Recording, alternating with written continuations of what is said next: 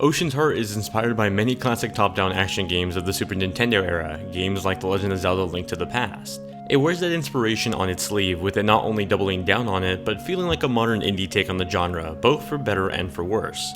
While Ocean's Heart's story and gameplay lack the polish its inspiration offers, what it does offer is plenty of content that feels like a love letter to it. Ocean's Heart puts you in the shoes of Tila, a young woman who finds her village being raided by pirates.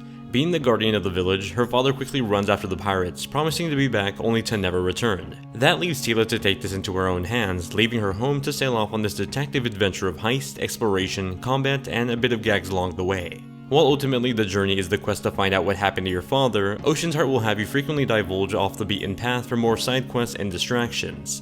While that did add more content to the adventure, it did dilute what I imagine was supposed to be some epic quest to avenge or save your father, only to not feel compelled to actually do it.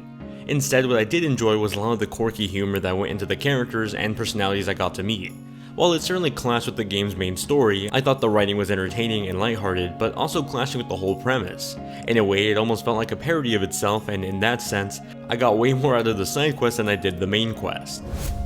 At first glance, you might think Ocean's Heart looks familiar. Perhaps it's because it looks a lot like classic games you grew up playing, or perhaps because you may have seen this developer's previous project, Yarntown, a Zelda-like remake of Bloodborne. Nevertheless, Ocean's Heart adopts plenty from both, with gameplay reminiscent of classic games and an approach to presentation similar to Yarntown.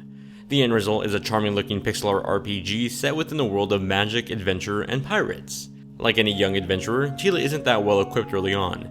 With only her wit and her sword, she'll travel across the sea tracking down the whereabouts of her father and the pirates who he went after. Of course, that's not going to be a straightforward mission. Her journey will bring her to several different locations and biomes home to friends and foes. Monsters come in all shapes and sizes, from giant rock monsters to smaller slimy ones. Regardless of the creature, they'll come after you, and it's up to you to upgrade Tila's arsenal to keep up with what the world throws at her. I enjoyed the variety of options that the game gave me to do so, like buying new weapon upgrades, unlocking new tools, and even earning magic abilities. These items and powers can be equipped through the equipment page, which also holds the various items you can craft, like potions using the items gathered from explorations. You see, Tila becomes quite the warrior quite quickly. Among her toolset are a sword, a bow, and a handful of magical powers that make fighting larger scale bosses all the more fun. Part of that fun came after I activated a more challenging difficulty through an in-game curse side quest. Prior to that, I found Ocean's Heart to be surprisingly easy. It was one of my early criticisms about the gameplay when I first played it in a preview last year, and while it's more challenging than my first demo, it's not all that more challenging unless I had the curse activated. With that side quest activated, there were way more enemies coming after me, dealing a significant amount of more damage. Even then, the respawns for Ocean's Heart were forgiving, usually spawning me back a few steps behind from where I died. It was also surprisingly easy to cheese my way through enemies if I positioned myself just right behind obstacles. Aside from combat, Ocean's Heart features a lot of puzzles and exploration through both its side and main quests.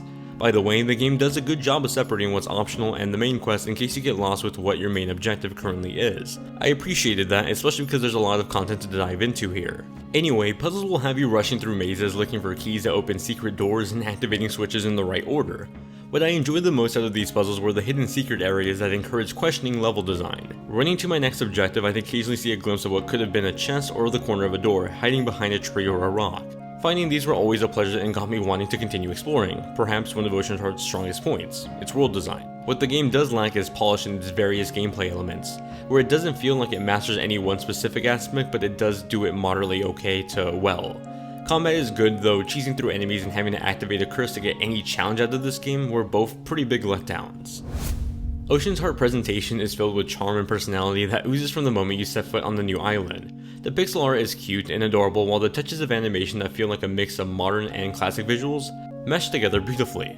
The subtle use of atmospheric effects like interactive lighting and fog over certain weather conditions was nice, though I would have loved to see that get played with a bit more. It's a touch I greatly enjoyed in a lot of recent retro-themed titles, and I feel like Ocean's Heart could have greatly benefited from it as well. Additionally, while I did not run into performance issues, I did run into visual bugs like enemies freezing up in the middle of an attack or enemies' attacks following me across different rooms, killing me during a room transition. Although not game-breaking, they certainly took me out of the moments of those scenes. Ocean's Heart music is remarkable and delightful. The sounds of flutes fluttering along as Tila runs through a forest meadow, while the music expertly transitions over to a mysterious and ominous track whenever exploring the underground caves filled with secrets and monsters. across the various locations I got to explore. When it came to music, the game never failed to capture it with superb presentation. If anything, the one audio choice I didn't like was the voice of Tila, who sounds more like a child than a young woman, or at least the way she's depicted in the title's official artwork. Her grunts sound more like a child falling down than a warrior getting hurt. Ocean's Heart is an admirable attempt at capturing the magic and inspiration that helped inspire the game in the first place. While it isn't as polished or as noteworthy, it does a solid job at putting its own spin on the genre, even if it flopped when it came to writing a compelling story or polishing up some of the combat. At the end of my adventure, I enjoyed my time with it, but I know it also could have been way better. Hey everyone, thanks so much for clicking on the video. If you enjoyed it, be sure to subscribe and show your support with a like. If you want to keep up to date with me outside of YouTube, you can follow me on Twitter or join my Discord server. Both are linked in the description. I love you all very much, and I'll see you guys in the next video.